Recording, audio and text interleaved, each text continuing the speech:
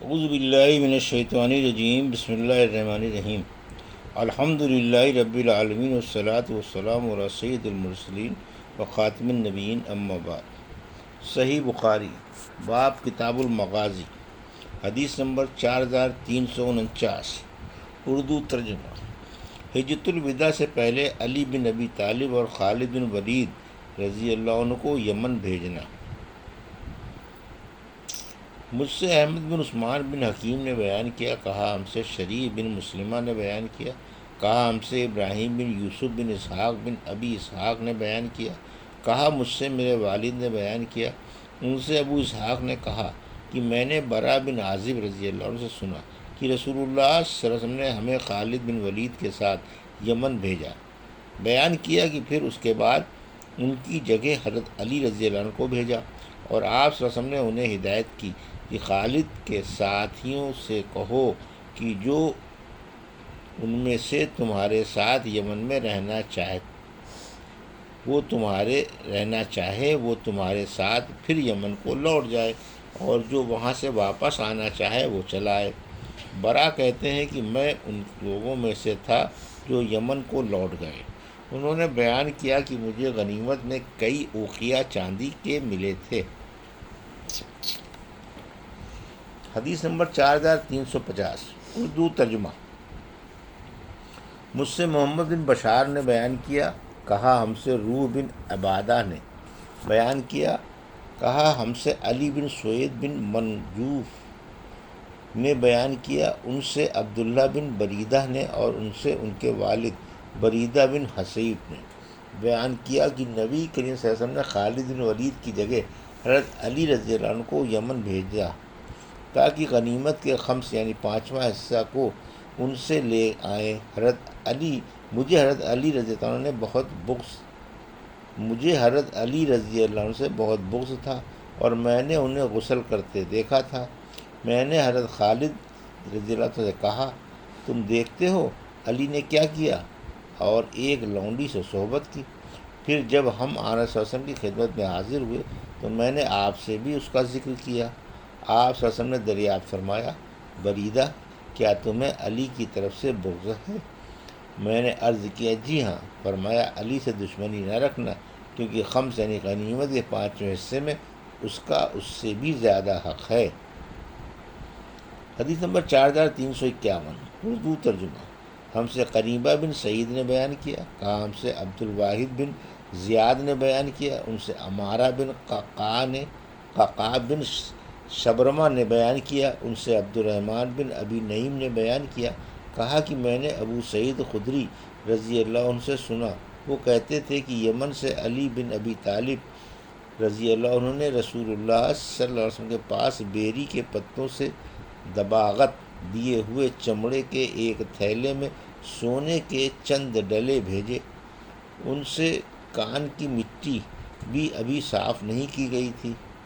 راوی نے بیان کیا کہ پھر آن صلی اللہ علیہ وسلم نے وہ سونا 4 آدمیوں میں تقسیم کر دیا۔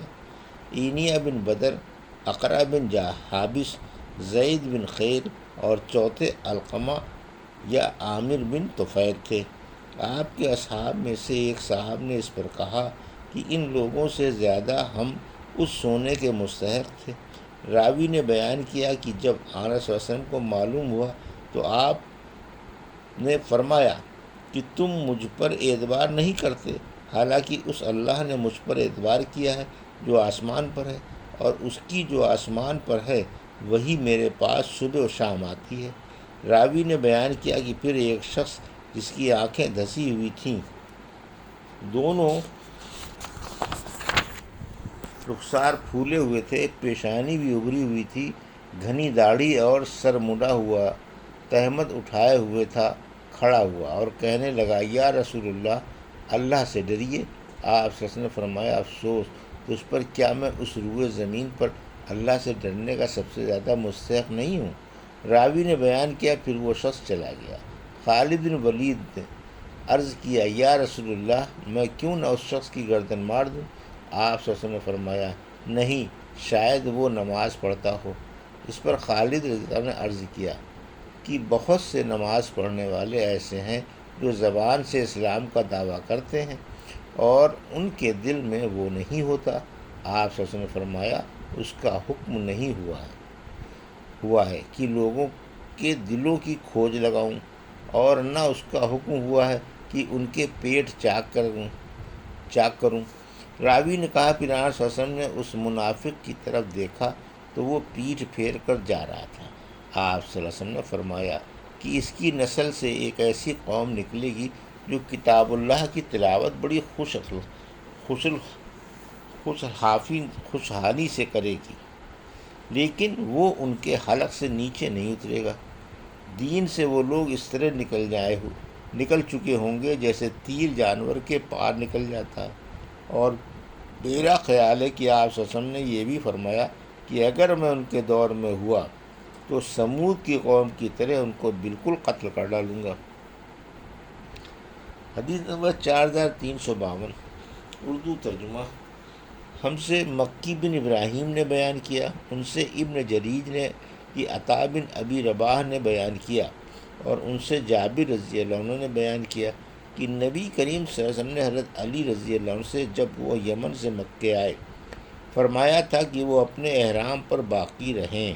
محمد بن بکر نے ابن جریج سے اتنا بڑھایا کہ ان سے عطا نے بیان کیا کہ حضرت جابر رضی اللہ عنہ نے کہا حضرت علی اپنی ولایت یمن سے آئے تو آپ صلی اللہ علیہ وسلم نے ان سے دریافت فرمایا علی تم نے احرام کس طرح باندھا ہے؟ عرض کیا کہ جس طرح احرام آپ صلی اللہ علیہ وسلم نے باندھا ہوا۔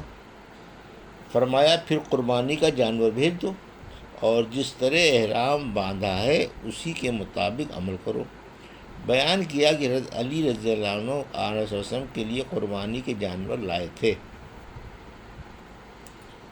حدیث نمبر 4353 اور 4354، اردو ترجمہ۔ ہم سے مسدد بن مسارد نے بیان کیا، کہا ہم سے بشر بن مفضل نے بیان کیا، ان سے حمید طویل نے کہا ہم سے بکر بن عبداللہ نے بیان کیا، انہوں نے عبداللہ بن عمر رضی اللہ عنہ سے ذکر کیا تھا کہ انس رضی اللہ عنہ نے ان سے بیان کیا کہ نبی کریم صلی اللہ علیہ وسلم نے عمرہ اور حج دونوں کا احرام باندھا تھا، اور ہم نے بھی آپ کے ساتھ حج ہی کا احرام باندھا تھا۔ پھر ہم جب مکے آئے تو آپ نے فرمایا کہ جس کے ساتھ قربانی کا جانور نہ ہو وہ اپنے حج کے احرام کو عمرے کا کر لے اور طواف اور سعی کر کے احرام کھول دے۔ اور نبی کریم صلی اللہ علیہ وسلم کے ساتھ قربانی کا جانور تھا۔ پھر علی بن ابی طالب یمن سے لوٹ کر حج کا احرام باندھ کر آئے تو آپ نے ان سے دریافت فرمایا کہ کس طرح احرام باندھا ہے؟ ہمارے ساتھ تمہاری زوجہ فاطمہ رضی اللہ عنہا بھی ہیں۔ انہوں نے عرض کیا کہ میں نے اس طرح کا احرام باندھا ہے جس طرح آپ نے باندھا ہے۔ آپ صلی اللہ علیہ وسلم نے فرمایا کہ پھر اپنے احرام پر قائم رہو کیونکہ ہمارے ساتھ قربانی کا جانور ہے۔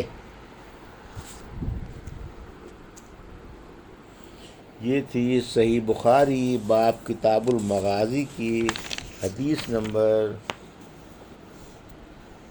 4349 سے 4354 کا اردو ترجمہ جو ابھی آپ نے سماعت فرمایا۔